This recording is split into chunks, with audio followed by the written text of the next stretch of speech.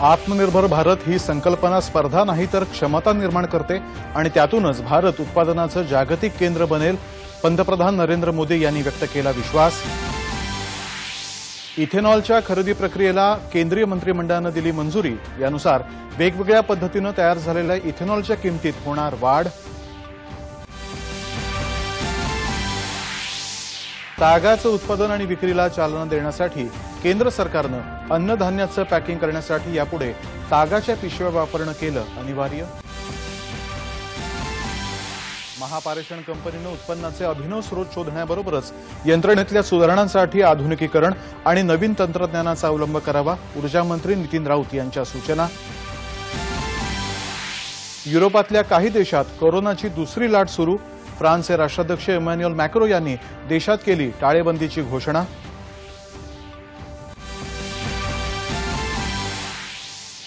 देशात गेल्या 6 आठवड्यामध्ये कोरोनाच्या मृत्यूदरात सातत्यानं घट, मृत्यूदर कमी होऊन 1.5%वर।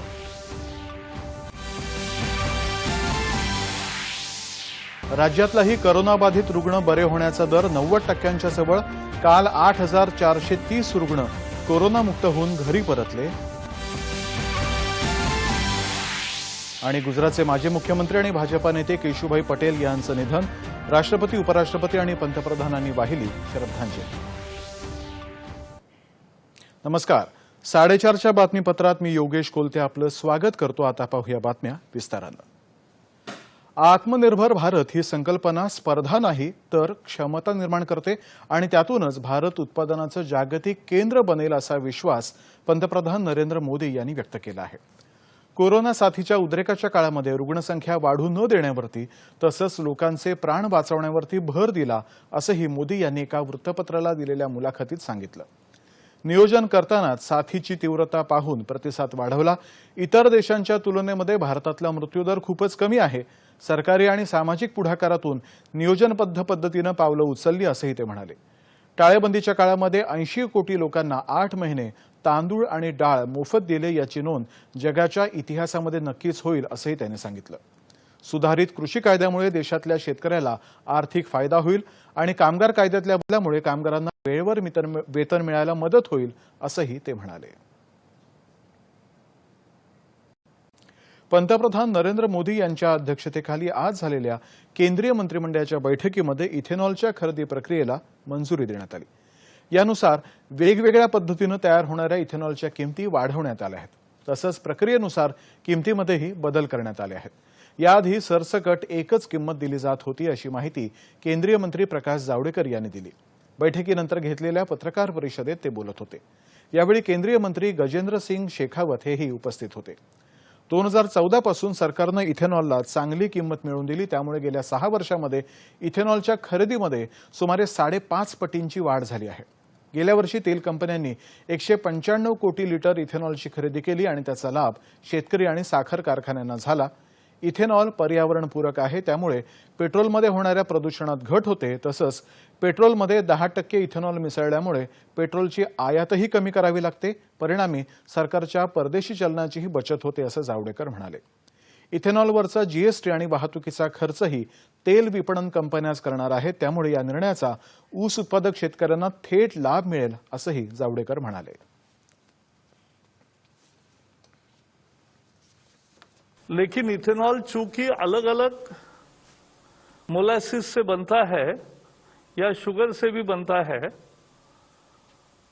तो इसलिए जिस प्रक्रिया से बने हैं उसके आधार पर कीमत देने का काम मोदी सरकार ने शुरू किया और दाम भी बढ़ा दिए। इन दोनों का परिणाम ये हुआ कि 2014 में जहां केवल 38 करोड़ लीटर इथेनॉल ऑयल कंपनियों के पास आता था, पिछले साल 195 करोड़ लीटर आया है। यानी लगभग 5.5 गुना ज्यादा इथेनॉल बाजार में आया, ऑयल कंपनियों के पास आया 10% पेट्रोल में मिक्स होता है, पेट्रोल में 10% इथेनॉल मिक्स होता है, और फिर भी इसका मूल फायदा होता है कि किसानों को एक सही कीमत मिलने में उसका फायदा होता है। शुगर मिल्स के हाथ में पैसा आता है, डिस्टिलरी के रूप में आता है, तो उसका फायदा किसानों का बकाया जल्दी मिलने में होता है। तागाचं उत्पादन आणि विक्रीला चालना देण्यासाठी केंद्र सरकारनं अन्नधान्याचं पॅकिंग करण्यासाठी यापुढे तागाच्या पिशव्या वापरणं अनिवार्य केलं आहे। इतर अन्नधान्यांसाठी 100% आणि साखरेसाठी 20% पॅकिंग तागाच्या पिशव्यांमध्येच करावं लागेल। याचा लाभ ताग उत्पादक शेतकऱ्यांना मिळेल।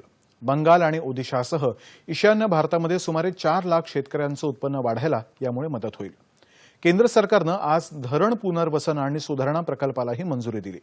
या प्रकल्पाअंतर्गत 19 राज्यांमधल्या 336 धरणांची दुरुस्ती, देखभाल आणि नूतनीकरण केलं जाणार आहे, अशी माहिती गजेंद्रसिंह शेखावत यांनी दिली। यामध्ये महाराष्ट्रातल्या 167 धरणांचाही समावेश आहे। भारतामध्ये आज सुमारे 5,500 धरणं आहेत, मात्र त्यातली 80% धरणं ही 25 वर्ष जुनी आहेत। या धरणांची दुरुस्ती, देखभाल ही कामं वैज्ञानिक पद्धतीने करण्यासाठी ही योजना आखण्यात आली आहे। या योजनेच्या पहिल्या टप्प्यामध्ये 2012 ते 2020 या कालावधीमध्ये 6 राज्यांमधल्या 223 धरणांची दुरुस्ती आणि पुनर्वसन करण्यात आलं। आता नव्या योजनेमध्ये 10 वर्षे म्हणजे 2021 ते 31 या काळामध्ये 2 टप्प्यांमध्ये 736 धरणांचं काम केलं जाणार आहे। या योजनेसाठी 10,211 कोटी रुपयांचा खर्च अपेक्षित आहे, असंही त्यांनी सांगितलं। यापैकी 80% निधी जागतिक बँक आणि आशिया पायाभूत सुविधा विकास बँक देणार आहे, अशी माहितीही शेखावत यांनी दिली। महाराष्ट्र नवनिर्माण सेनेचे अध्यक्ष राज ठाकरे यांनी आज एका शिष्टमंडळासह राज्यपाल भगतसिंह कोश्यारी यांची राजभवनात भेट घेतली। राज्यातल्या वीज ग्राहकांना येणाऱ्या वाढीव वीज बिलांच्या प्रश्नावरती त्यांनी चर्चा केली आणि निवेदन दिलं। यावेळी बाळा नांदगावकर, आमदार प्रमोद पाटील, अमित ठाकरे, नितीन सरदेसाई आणि इतर पदाधिकारी उपस्थित होते। राज्यातल्या वीज ग्राहकांना आलेल्या वाढीव वीज बिलांविरोधात जनक्षोभ उसळून देखील सरकार पावलं उचलत नाही। तसंच शेतकऱ्यांना मिळणारा दुधाचा भाव या मागणीकडे पण सरकारनं तात्काळ लक्ष द्यायला हवं होतं, पण तेही होताना दिसत नाही। म्हणूनच राज्यपालांनी या दोन्ही विषयामध्ये लक्ष घालण्याचे निर्देश सरकारला द्यावेत, अशी विनंती मनसेनं राज्यपालांना केली आहे। देशामध्ये कांद्याची कृत्रिम टंचाई होऊ नये यासाठी केंद्र सरकारनं कांदा साठवणूक करण्यावरती निर्बंध आणले। त्यामुळे कांदा व्यापाऱ्यांनी सौदे बंद पाडले आहेत। कांदा उत्पादकांचा त्याच्याशी काहीही संबंध नाही, अशी माहिती चंद्रकांत पाटील यांनी दिली। सांगली शहरातल्या विकास कामांची सुरुवात केल्यानंतर ते प्रसारमाध्यमांशी बोलत होते। राज्यात हळूहळू काही गोष्टी सुरू केल्या पाहिजेत, मंदिरं सुरू करावीत, तसंच गर्दी होणार नाही याची काळजी घेऊन लोकलही सुरू करण्याचा विचार केला पाहिजे। त्यामुळे अनेक लोकांची सोय होईल, असं मत पाटील यांनी व्यक्त केलं। महापारेषण कंपनीनं उत्पन्नाचे अभिनव स्रोत शोधण्याबरोबरच यंत्रणेतल्या सुधारणांसाठी आधुनिकीकरण आणि नव्या तंत्रज्ञानाचा अवलंब करावा। वीज वाहिन्यांवरती ऑप्टिकल फायबर केबल टाकून त्याद्वारे अंतर्गत संदेशवहन व्यवस्था प्रभावी करण्याबरोबरच उत्पन्न वाढीसाठी त्याचा व्यावसायिक वापर करण्याचं बिझनेस मॉडेल तयार करावं, असे निर्देश ऊर्जामंत्री डॉ. नितीन राऊत यांनी दिले आहेत। दळणवळण क्षेत्रासाठी ही व्यवस्था फायदेशीर ठरून ग्राहकांना जलद इंटरनेट सेवेचा फायदा मिळू शकेल, असे ते म्हणाले। महापारेषणच्या पारेषण शुल्काशी संबंधित बैठक राऊत यांच्या अध्यक्षतेखाली झाली, त्यावेळी ते बोलत होते। राज्यामध्ये महापारेषणचं 45,000 किलोमीटर लांबीच्या वाहिन्यांचं जाळं आहे। या वाहिन्यांवरून विजेच्या तारेखाली ऑप्टिकल फायबर केबल टाकून सर्व सबस्टेशन जोडता येतील। त्यामुळे पारेषणच्या संदेशवहन यंत्रणेमध्ये गतिमानता आणि आधुनिकता येईल। तसंच देखभाल, दुरुस्ती किंवा कुठे बिघाड असल्याचं तात्काळ त्यावर काम करणंही सोपं होईल, असंही राऊत म्हणाले। राज्यातल्या मुदत संपलेल्या आणि कोरोना विषाणू संक्रमणामुळे निवडणूक न झालेल्या स्थानिक स्वराज्य संस्थांमध्ये नियुक्त प्रशासकांचा कालावधी वाढवायचा निर्णय मुख्यमंत्री उद्धव ठाकरे यांच्या अध्यक्षतेखाली आज झालेल्या राज्य मंत्रिमंडळाच्या बैठकीमध्ये घेण्यात आला। या संदर्भात अध्यादेश जारी करायलाही मंत्रिमंडळानं मान्यता दिली। धारावी पुनर्विकास प्रकल्पाची सध्या सुरू असलेली निविदा प्रक्रिया रद्द करायचा निर्णयही आजच्याच मंत्रिमंडळाच्या बैठकीत घेण्यात आला। धारावी पुनर्विकास प्रकल्पासाठी नव्यानं निविदा मागवण्यात येणार आहेत। शिवभोजन थाळीचा दर येत्या 1 ऑक्टोबरपासून आगामी 6 महिन्यांसाठी ₹5 इतका ठेवायलाही राज्य मंत्रिमंडळानं आज मान्यता दिली. औरंगाबाद जिल्ह्यामध्ये रस्ते दुरुस्तीची कामं करताना कालमर्यादा पाळावीत असे निर्देश उद्योगमंत्री आणि औरंगाबाद जिल्ह्याचे पालकमंत्री सुभाष देसाई यांनी दिले आहेत. औरंगाबाद जिल्हाधिकारी कार्यालयामध्ये त्यांनी आज महामार्ग आणि रस्ते बांधणीच्या विविध योजनांचा आढावा घेतला. त्यानंतर ते बोलत होते. रस्ते दुरुस्तीच्या कामामध्ये दर्जा उत्तम राहील याकडेही लक्ष द्यावं असं त्यांनी सांगितलं. वैजापूर औरंगाबाद आणि औरंगाबाद सिल्लोड अजिंठा या रस्त्यांच्या दुरुस्तीची कामं प्राधान्यानं पूर्ण करावीत असे निर्देश त्यांनी दिले. यावेळी रस्ते आणि राष्ट्रीय महामार्गाशी संबंधित विविध कार्यालयांचे अधिकारी उपस्थित होते. समृद्धी महामार्गाचं कामही कालबद्ध रीतीनं पूर्ण करावे असे निर्देश पालकमंत्र्यांनी दिले. ते येत्या डिसेंबर महिन्यामध्ये नागपूर मुंबई बाळासाहेब ठाकरे समृद्धी महामार्गाची पाहणी करणार आहेत. युरोपमध्ये काही देशांमध्ये कोरोनाची दुसरी लाट सुरू झाली आहे. फ्रान्सचे राष्ट्राध्यक्ष इमॅन्युएल मॅक्रो यांनी देशामध्ये पुन्हा एकदा लॉकडाऊनची घोषणा केली आहे. देशामध्ये कोरोना प्रादुर्भावाच्या दुसऱ्या लाटेमुळे संसर्गाचं प्रमाण वाढू लागल्यानं त्यांनी या देशव्यापी लॉकडाऊनची घोषणा केली आहे. उद्यापासून हा लॉकडाऊन लागू होईल. या काळामध्ये नागरिकांना केवळ अत्यावश्यक कामं, आरोग्यविषयक कामं तसंच जीवनावश्यक वस्तूंच्या खरेदीसाठीच घराबाहेर पडायची परवानगी असेल. मात्र या काळामध्ये शाळा सुरू राहतील तसंच सार्वजनिक सेवा सुरू राहतील. सार्वजनिक बांधकाम, कृषीविषयक कामं आणि कारखानेही सुरू राहतील असं मॅक्रो यांनी स्पष्ट केलं. दरम्यान फ्रान्समध्ये कालच्या दिवसभरामध्ये 36,000 पेक्षा जास्त नव्या कोरोनाबाधित रुग्णांची नोंद झाली आहे. फ्रान्स पाठोपाठ जर्मनीनंही लॉकडाऊनची घोषणा केली आहे. देशात मात्र गेल्या 6 आठवड्यामध्ये कोरोनाच्या मृत्यूदरामध्ये सातत्यानं घट होते आहे. मृत्यूदर कमी होऊन 1.50% इतका झालाय. जगाच्या तुलनेमध्ये भारताचा मृत्यूदर सर्वात कमी आहे. देशात दिवसेंदिवस सक्रिय रुग्णांच्या संख्येमध्येही घट होताना दिसतेय. काल दिवसभरामध्ये 56,000हून अधिक रुग्ण बरे झाले तर नव्या 49,881 रुग्णांची नोंद झाली. सध्या देशभरामध्ये 6,03,687 रुग्णांवरती उपचार सुरू आहेत. आतापर्यंत तब्बल 73,15,989 रुग्ण कोरोनामुक्त झाले आहेत. त्यामुळे रुग्ण बरे होण्याचा दर वाढून 90.99% इतका झाला आहे. देशामध्ये काल 517 जणांचा मृत्यू झाल्यानं कोरोना बळींची संख्या आता 1,20,527 वरती पोहोचली आहे. राज्यामध्ये कोरोनाबाधित रुग्ण बरे होण्याचा दर 90% उंबरठ्यावर पोहोचलाय. काल 8,430 रुग्ण कोरोनामुक्त होऊन घरी परतले. याबरोबरच कोरोनाबाधित रुग्ण बरे होण्याचा दर वाढून तो 89.53% इतका झाला आहे. आतापर्यंत एकूण 14,86,926 रुग्ण कोरोनामुक्त झाले आहेत. राज्यामध्ये काल 6,738 नव्या रुग्णांची नोंद झाली. त्यामुळे कोरोनाबाधितांची एकूण संख्या 16,60,766 एवढी झाली आहे. काल 91 रुग्ण कोरोनामुळे दगावले. त्यामुळे राज्यातल्या कोरोना बळींची एकूण संख्या आता 43,554 इतकी झाली आहे. दरम्यान राज्यातल्या कोरोना मृत्यूदरामध्ये घट होऊन तो आता 2.62% वरती आला आहे. सध्या 1,29,746 कोरोनाबाधित रुग्णांवरती राज्यामध्ये उपचार सुरू आहेत. सध्या 25,28,544 जण गृहविलगीकरणामध्ये तर 12,988 जण अन्यत्र विलगीकरणामध्ये आहेत.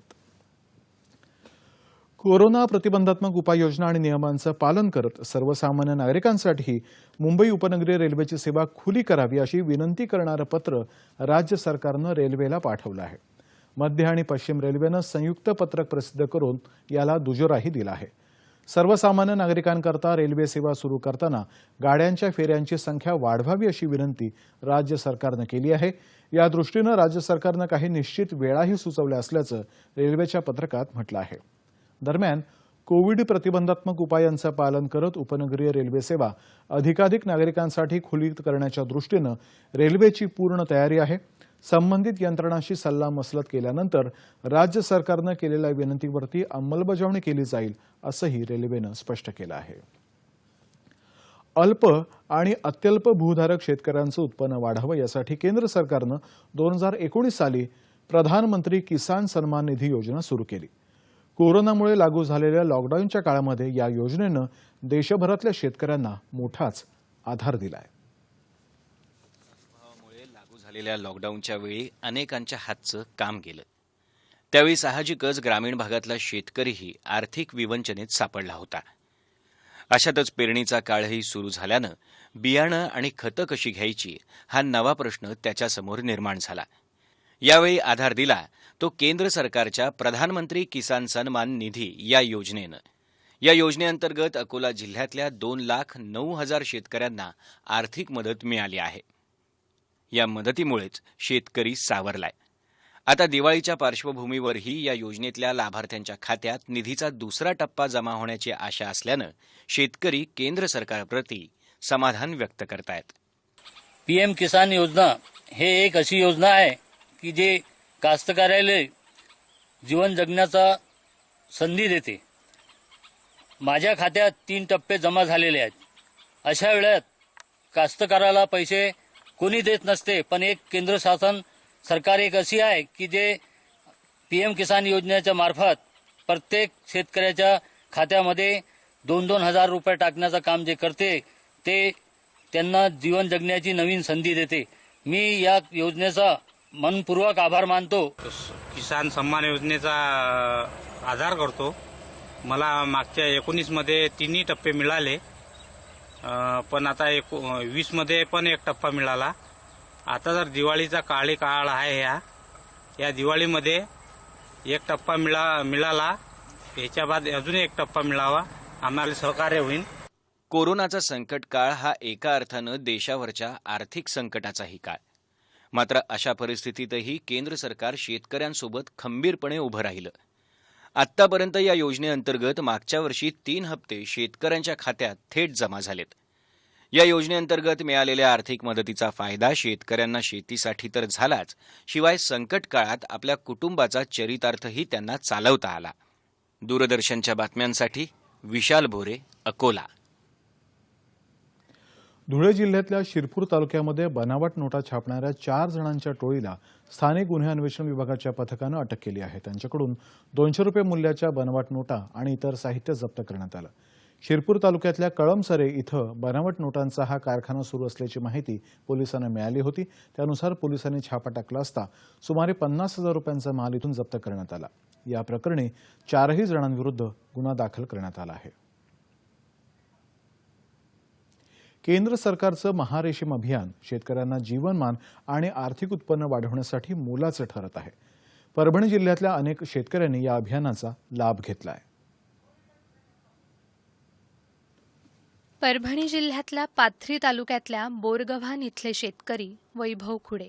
हाती असलेली 60 एकर शेती, मात्र दिवसेंदिवस वातावरणात होणाऱ्या बदलामुळे पिकं धोक्यात येत होती. उत्पन्न घटून आर्थिक अडचणही निर्माण झाली. या परिस्थितीत महारेशीम अभियानामुळे पारंपरिक शेतीबरोबरच रेशीम पिकाची लागवड फायदेशीर ठरू शकते, अशी माहिती त्यांना मिळाली. स्टेट बँकेच्या RCTच्या माध्यमातून वैभव खुडे यांनी रेशीम शेतीचं प्रशिक्षण घेतलं. तसंच केंद्र सरकारच्या रेशीम योजनेतून मनरेगातर्फे 3 लाख रुपयांचं अनुदान त्यांना मिळालं आणि आता ते 3 ते 3.5 लाख रुपयांचं वार्षिक उत्पन्न रेशीम शेतीतून मिळवत आहेत. शासनाचं हे धोरण शेतकऱ्यासाठी अतिशय उपयुक्त आहे. त्याचं की रेशीम शेती ही शाश्वत शेती आमच्या दृष्टीनं मानल्या जाते आहेत आणि 1 वर्षाकाठी 5 बॅच रेशीममध्ये 1 एकरला सहज निघतात. प्रति बॅच 2 क्विंटलच्या आसपास जर माल धरला तर 1 टनापर्यंत 1 एकरातून कोष उत्पन्न आम्हाला मिळतं. तर हे शेतकऱ्यासाठी खूपच फायदेशीर आहे आमच्यासाठी, जे केंद्र शासनानं आणि राज्य शासनानं मिळून महारेशीम अभियान चालवलं आहे. याच्या थ्रू बोरगाव इथे बऱ्यापैकी आमचं उदरनिर्वाह चांगल्यापैकी चाललेला आहे. वैभव खुडे आणि बोरगव्हाणच्या 25 शेतकऱ्यांनी एकत्र येऊन लताई रेशीम गट स्थापन केला. सामूहिक शेतीतून 25 संगोपनगृह आणि 25 ते 30 एकर तुतीची लागवड केली. या रेशीम गटामुळे गावातल्या इतर जणांचाही आर्थिक स्तर उंचावण्यात मदत होत आहे. महारेशीम अभियानांतर्गत तुतीची लागवड केल्यामुळे केंद्र शासनाचा 3 लाख रुपये निधी मिळाला. या निधीतून 22x60 शेड बांधले आणि याच्यामध्ये काही व्यवस्थित लक्ष देण्यासारख्या गोष्टी म्हणजे निर्जंतुकीकरण तसेच मनुष्यबळ. यासाठी माझ्या घरातील कुटुंबाला आर्थिक रोजगार पण मिळाला आणि माझी आर्थिक सुधारणाही झाली. एकमेका सहाय्य करू अवघे धरू सुपंथ या उक्तीचं जिवंत उदाहरण म्हणजे बोरगव्हाणमधला हा रेशीम गट. दूरदर्शन बातम्यांसाठी सुदर्शन चापके, परभणी. कोरोना काळामध्ये दुर्गम भागातल्या बालकांना पोषण आहार पोचवणं हे प्रशासकीय यंत्रणेपुढचं मोठं आव्हान होतं. अशावेळी रेणू वसावे या अंगणवाडी सेविका आपल्या लहान लेकरासह गावातल्या लहान मुलांचा आहार घेऊन सातपुडा पर्वतरांगेमध्ये नर्मदा नदीकाठी अतिदुर्गम पहाड्यावरती नियमितपणे जातात. टाळेबंदीच्या काळातही स्वतः बोट चालवून आहार पोचवणाऱ्या अंगणवाडी सेविकेचं सर्व स्तरातून कौतुक होत आहे. नंदुरबार जिल्ह्यातल्या अतिदुर्गम भागात लॉकडाऊनच्या काळात अंगणवाड्यांमध्ये पोषण आहार पोचवण्यात अनेक अडचणी येत होत्या. अशा प्रतिकूल परिस्थितीतही चिमलखेडी इथल्या अंगणवाडी सेविका रेणू वसावे यांनी आपलं कर्तव्य प्रामाणिकपणे पार पाडलं. कधी डोंगरवाटेतून वाट काढत, कधी स्वतः बोट चालवून, तर कधी स्वतः पोहत जाऊन त्यांनी शासनानं दिलेला पोषण आहार पोचवण्याचं काम पार पाडलं. तसंच गावातील महिलांना कोरोनापासून वाचवण्याची माहितीही दिली. आजारी बालकांना फिरत्या दवाखान्यांपर्यंत नेलं. कोविड काळात गरोदर महिलांना पूरक आहार, औषधं आणि कोरोना प्रतिबंधात्मक काळजीची माहिती त्यांनी दिली. कोरोनामुळे लाभार्थी येत नाही अंगणवाडीत, मग घरी जाऊन मी त्यांना समजून सांगते. पोषण आहार घेऊन येते मी बोटीने. 2 तास नर्मदेमध्ये 2 तास प्रवास करून आणते मी. केंद्रावर आणून मग पालकांना बोलवते, सगळ्यांना आहार वाटप करते. अंगणवाडी बंद असल्या तरी रेणूताईंचं काम थांबलं नव्हतं. त्यांच्या या कार्यात त्यांचे पती रमेश वसावे यांचं त्यांना प्रोत्साहन मिळत होतं. सगळ्यात महत्त्वाचं म्हणजे हे सगळं काम त्या अत्यंत आनंदानं करत होत्या.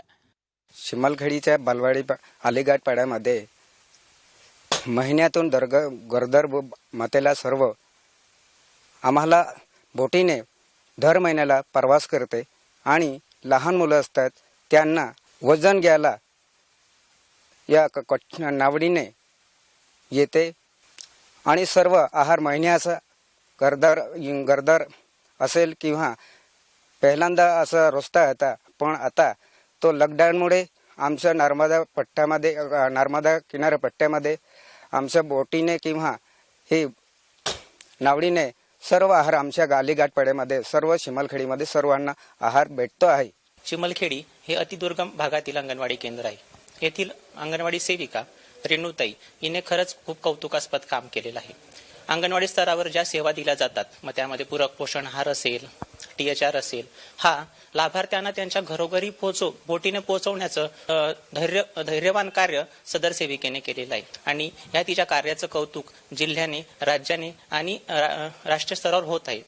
कोरोना काळात कधी प्रशासनातला दुवा म्हणून, तर कधी दवाखान्यातील सेवा म्हणून, तर कुठे थेट सामाजिक बांधिलकीचा वसा जपत माणुसकीचं कर्तव्य अविरतपणे पार पाडणाऱ्या या महिलेची यशोगाथा अवर्णनीयच. अन्य अंगणवाडी सेविकाही नक्कीच त्यांच्यापासून प्रेरणा घेतील. दूरदर्शनच्या बातमीसाठी जगदीश जयस्वाल, नंदुरबार. शेतकऱ्यांचा माल ग्राहकांपर्यंत योग्य स्थितीमध्ये आणि लवकरात लवकर पोहोचावा, तसंच त्यांना मालाचा योग्य मोबदला मिळावा यासाठी दक्षिण पूर्व मध्य रेल्वेच्या नागपूर विभागाच्या वतीनं छिंदवाडा हावडा छिंदवाडा ही किसान रेल्वे सुरू करण्यात आली आहे. काल सकाळी 5:10 छिंदवाड्याहून ही किसान रेल्वे रवाना झाली. या रेल्वेमध्ये 4 मालवाहू डबे तर 12 सामान्य आणि 2 शयनयान असे एकूण 18 डबे आहेत. मध्य प्रदेश, महाराष्ट्र, छत्तीसगडमधून ही रेल्वे हावड्याला पोहोचेल. छिंदवाड्यावरून ही रेल्वे राज्यातल्या सावनेर, इतवारी, नागपूर, गोंदिया या स्थानकावरून जाईल. या ठिकाणावरून शेतकरी आपला माल पाठवू शकतील.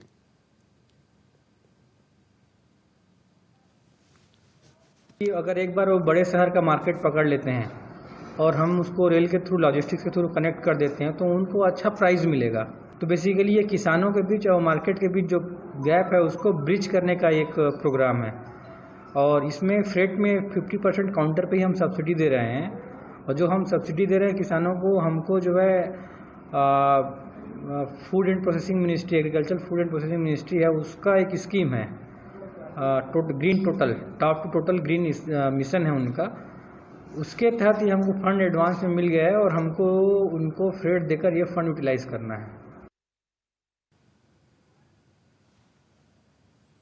गुजरातचे माजी मुख्यमंत्री आणि भाजप नेते केशुभाई पटेल यांचं आज अहमदाबाद इथल्या खासगी रुग्णालयात निधन झालं. ते 92 वर्षांचे होते. केशुभाई यांना श्वास घ्यायला त्रास होऊ लागल्यानं उपचारासाठी रुग्णालयात दाखल करण्यात आलं होतं. 1995 मध्ये गुजरातचं मुख्यमंत्रीपद स्वीकारल्यानंतर शंकरसिंह वाघेला यांच्या बंडखोरीमुळे त्यांना 7 महिन्यातच पद सोडावं लागलं. त्यानंतर पुन्हा 1998 ते 2001 सालापर्यंत ते गुजरातचे मुख्यमंत्री होते.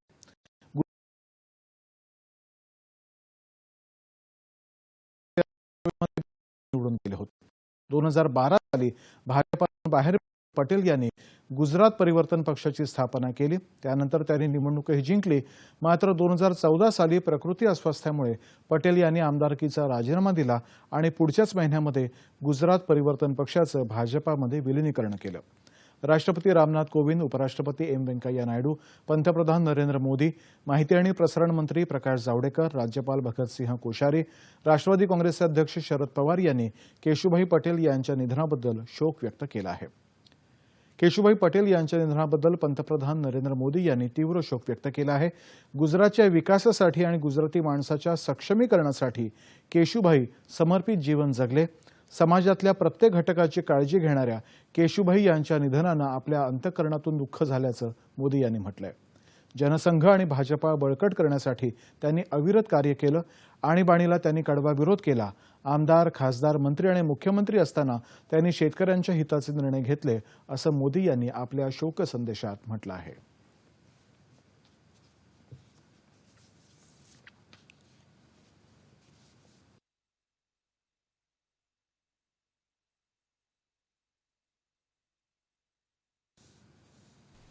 केशुभाई का जाना मेरे लिए किसी पिता तुल्य के जाने की तरह है. उनका निधन मेरे लिए ऐसी क्षति है जो कभी पूरी नहीं हो पाएगी. करीब 6 दशक का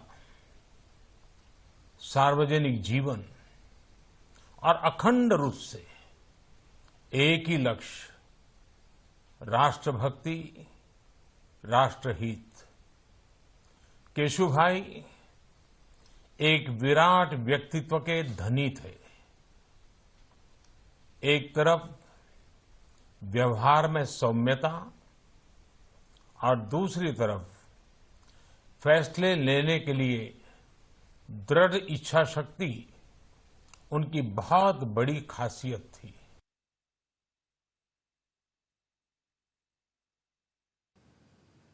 आणि आता बातमी हवामानाची.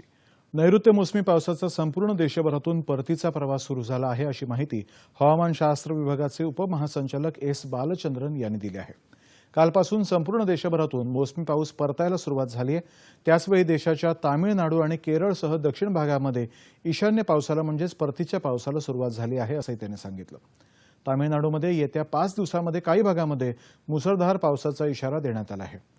येत्या 24 तासामध्ये राज्यातलं हवामान मात्र प्रामुख्यानं कोरडं राहील असा अंदाज हवामान खात्यानं वर्तवला आहे.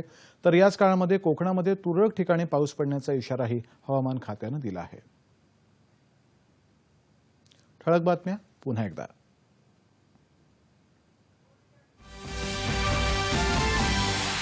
आत्मनिर्भर भारत ही संकल्पना स्पर्धा नाही तर क्षमता निर्माण करते आणि त्यातूनच भारत उत्पादनाचं जागतिक केंद्र बनेल. पंतप्रधान नरेंद्र मोदी यांनी व्यक्त केला विश्वास. इथेनॉलच्या खरेदी प्रक्रियेला केंद्रीय मंत्रिमंडळानं दिली मंजुरी. वेगवेगळ्या पद्धतीनं तयार झालेल्या इथेनॉलच्या किमतीमध्ये होणार वाढ. तागाचं उत्पादन आणि विक्रीला चालना देण्यासाठी केंद्र सरकारनं अन्नधान्याचं पॅकिंग करण्यासाठी यापुढे तागाच्या पिशव्या वापरणं केलं अनिवार्य.